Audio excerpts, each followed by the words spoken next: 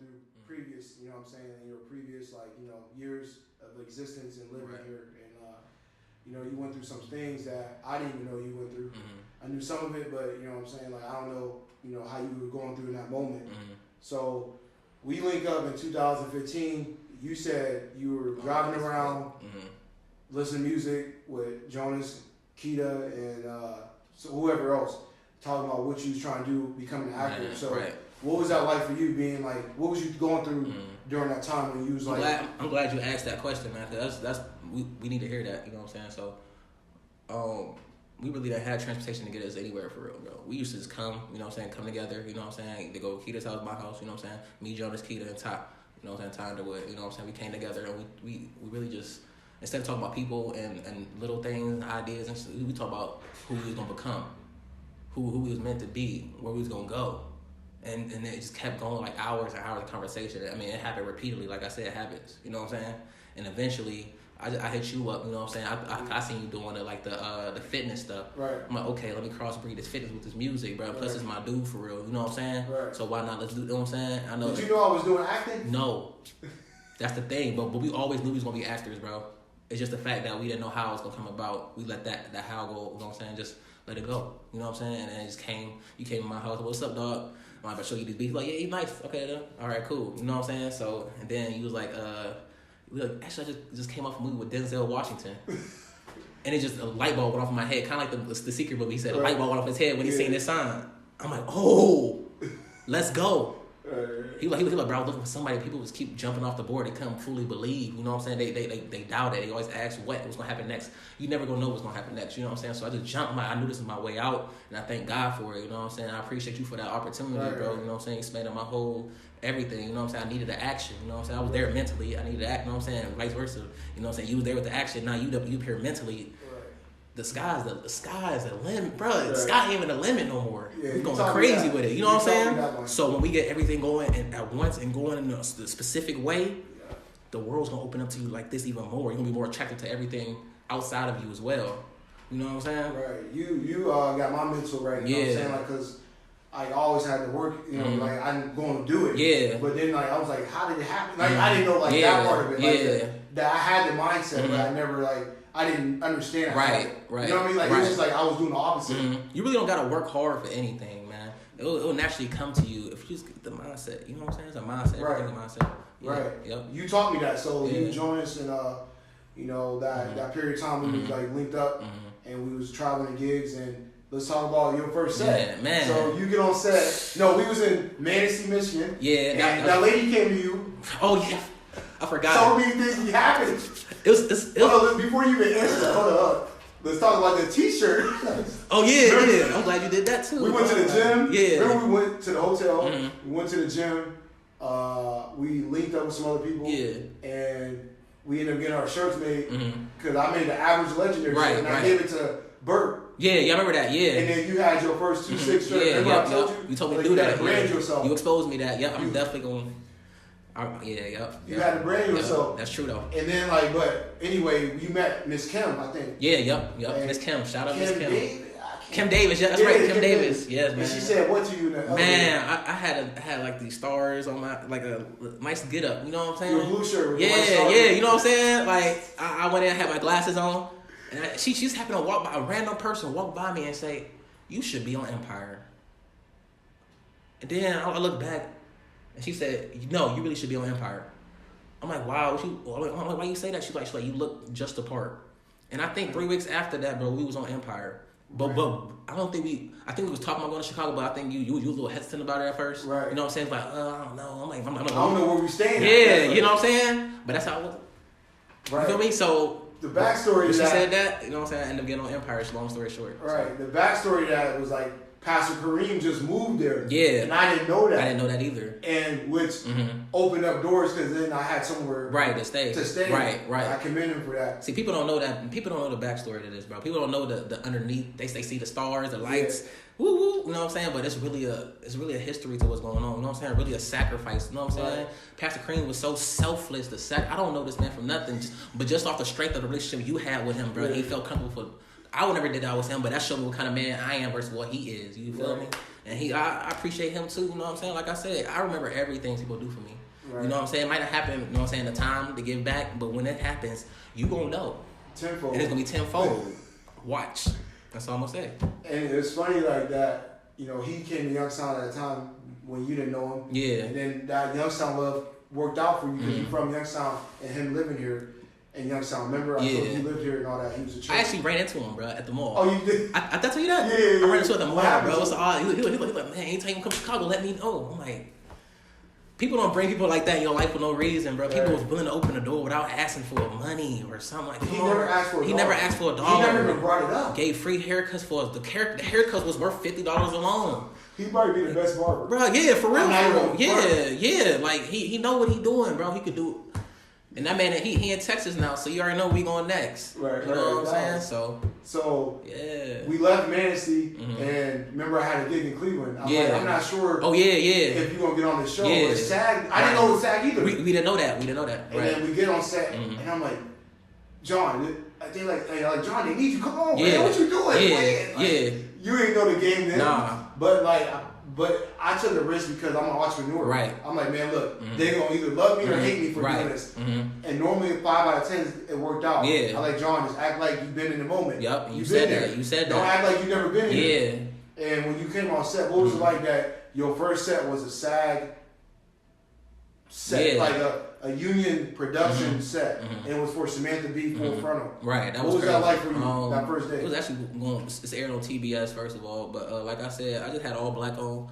Like I said, Diesel told me this before it happened, right? He's like, bro, just trust me, bro. I don't know how this gonna work, but this how we always wiggle our way into the doors, bro. And the way he do, you know what I'm saying? Just we a 1-2 punch, man. Everybody know us, bro. Like when we get together, bro, special things always happen. You feel me? So. Like I said, I get emotional talking about this stuff, man, because it's real, man. You ain't gonna understand this process unless you go through it. You feel me? So I walked on set. He said, "Why you don't got your gear on?"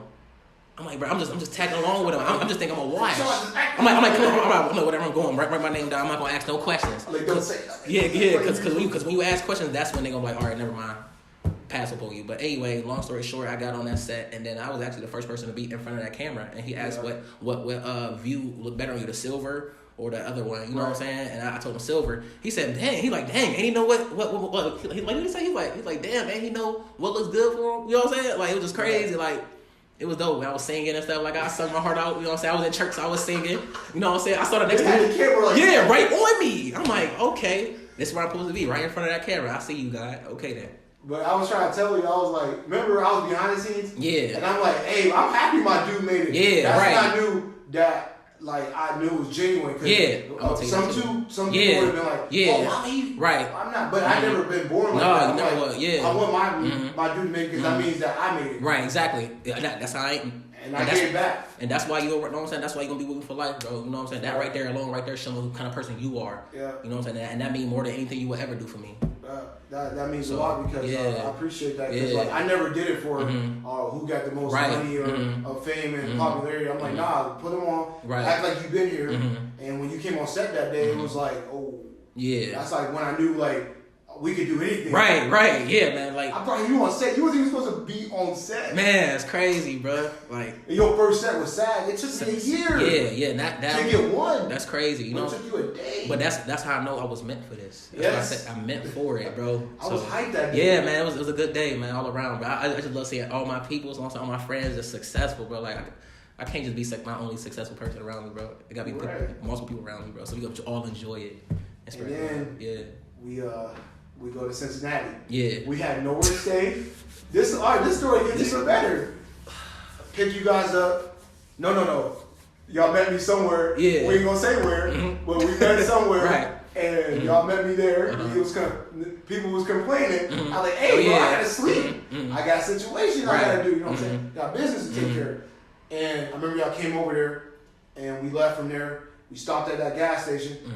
Because I was tired. Larry drove. Remember, me and Larry switched. And then he drove, and we got there right on time, 4 a.m. And they're like, oh, we got to shave. Right. Oh, my God. I forgot about that. Y'all see what I look like with this on. Y'all don't want to see what I like without this mug, bro. I can't go back. And you go on set your first time. What was you went on Surviving Compton. Yeah, with Musetell. Yep. And you know the whole cast. What was that like for you going on your first? You went on a TV show set, and then you went on a movie set film in Cincinnati, and we had nowhere to stay. Right. We could talk about that after. Yeah. And what was that like that first day you on your first set around bigger stars, mansion? Right. Like, talk about that. That experience was dope in general. You know what I'm saying? Like I said, it was just, and we was featured actors in there too. Like, you know what I'm saying? I don't know how you pull that off. You feel me? But man, it's like we was chosen amongst so many. Like, it was calling our names out in front of everybody. The atmosphere, mansions. You know what I'm saying? That's where we're supposed to be, bro. That's our lifestyle. You feel me? I just felt like we was right at home, bro. It was dope. Then you was Dr. Dre's posse. What was that like for you? Being his posse and being his what was it, NWA security? Yeah, NWA security, that's what I was. I was that, and I was Suge Knight. Yeah. And we was playing opposite roles. Right. And but you playing that role, and you seen yourself on TV your first time. What was that? That's dope, man. Because I told my last boss, as a comprehensive logistic, I'll never forget this. He said, I guess he called me out my name. I'm not letting nobody talk me out my name. You know what I'm saying? So I said what I had to say. And when I left, I said, you gonna see me on TV. And a year later, I was on TV. And you didn't know at that time. I didn't know at the time how I was gonna do it.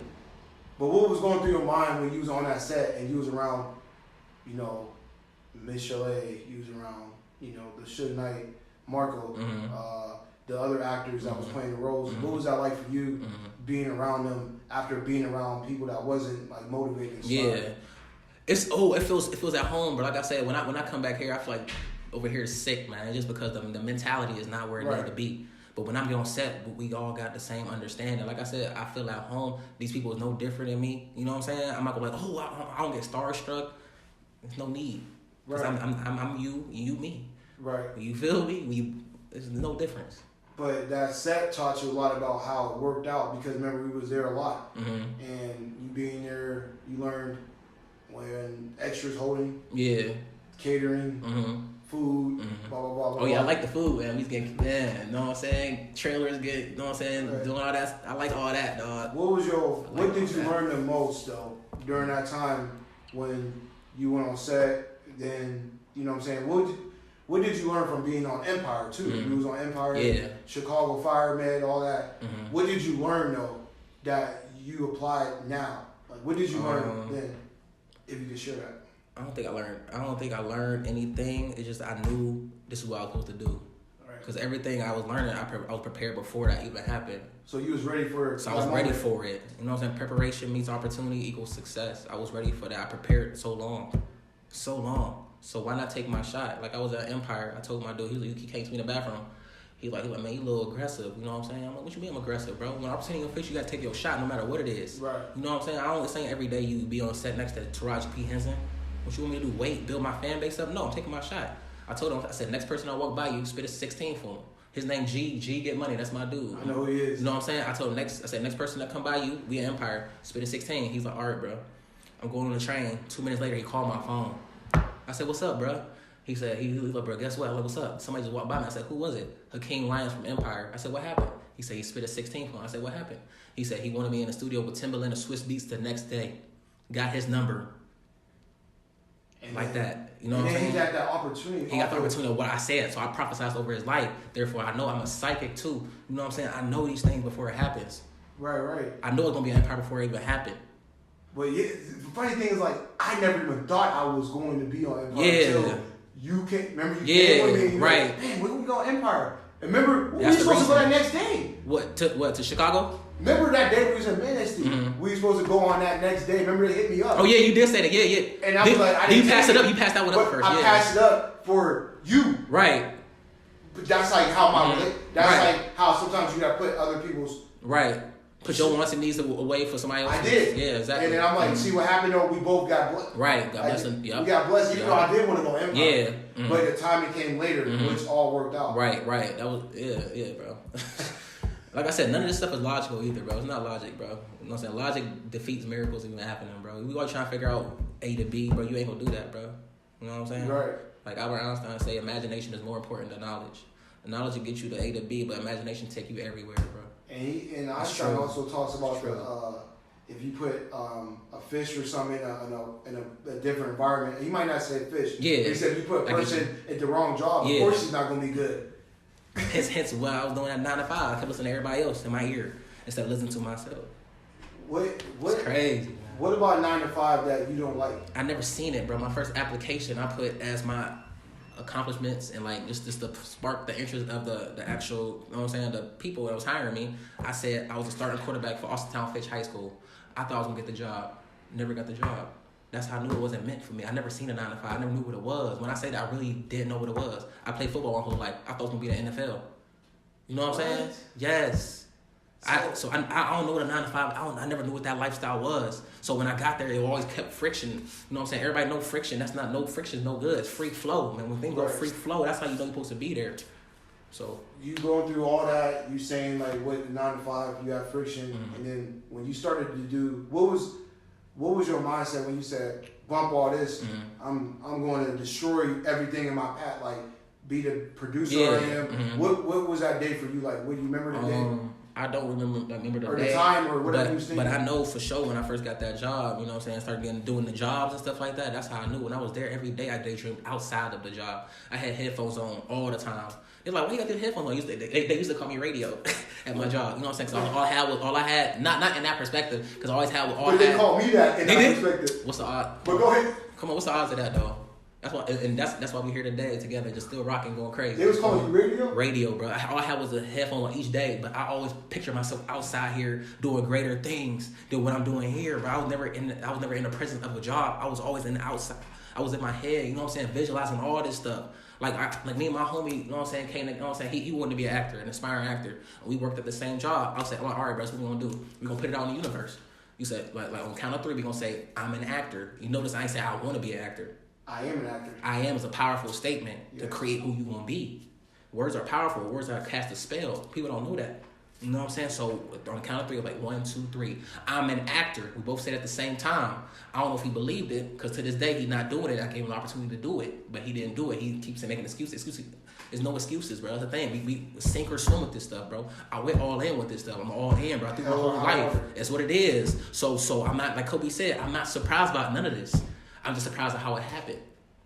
Exactly. I expect this stuff to happen. I expect great things to happen each and every day of my life. Miracles happen each and every day of my life. People don't think like that. And I started to cry, bro. Like, I called my mom. I'm like, bro, people don't think like me around here, man. I'm like, it's okay for me to think the way I think? The same thing with that. And as you said, put a fish in a bad environment, then, you know what I'm saying, they're not going to be as productive as they're supposed to be. And that's how this environment is not for me no more. I'm outgrowing it. I've been outgrowing it. You feel me?